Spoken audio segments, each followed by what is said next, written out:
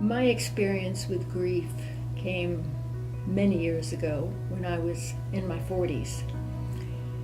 And my oldest sister, who was 2 years older, died very suddenly. And 7 months later, our daughter, our only child, who was 17 at the time, was killed in a car accident. 1 year later, my niece, that sister's oldest daughter, who was 18, was killed in a car accident.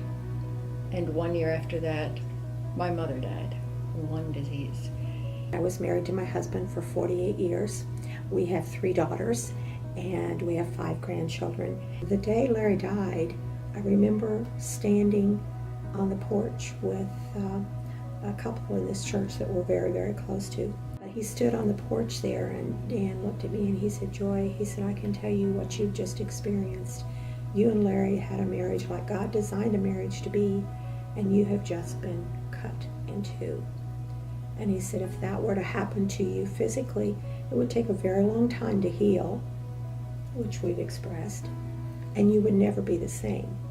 I realized immediately after Larry died that I wanted to do something in ministry to help others. I don't know how people make it through a day without God during the best of times. During the worst of times, I just can't even imagine anything any worse than thinking about going through grief without God.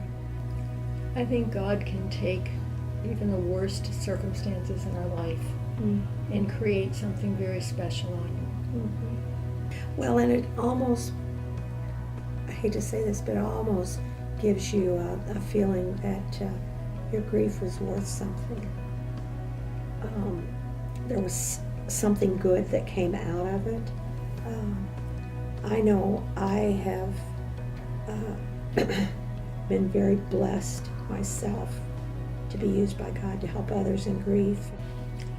GriefShare is a 13-week program that is specifically designed for those who've experienced the death of a loved one.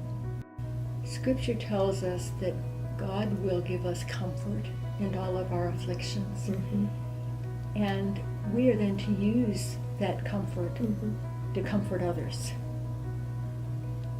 That's why we are involved in GriefShare, but it's also where we hope participants get to and are able to take that with them, and we encourage them to do that, to find ways to help somebody else. And maybe it's not in leading a GriefShare group or anything even close to it.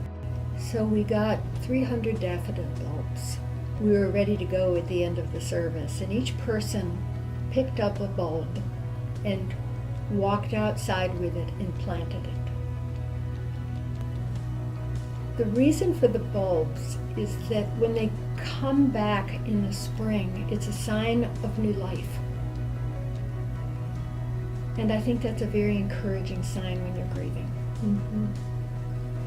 Something that wasn't there that now springs up from the ground, and it's cheerful, it's joyful, and they bob in the wind, and they look beautiful.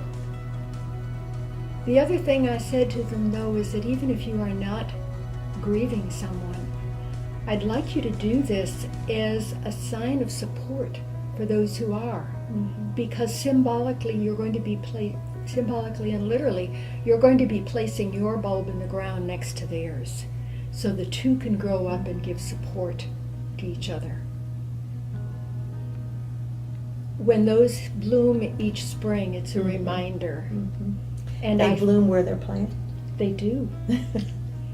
And what I have seen from folks is that it helps them to see them come back. It gives them joy.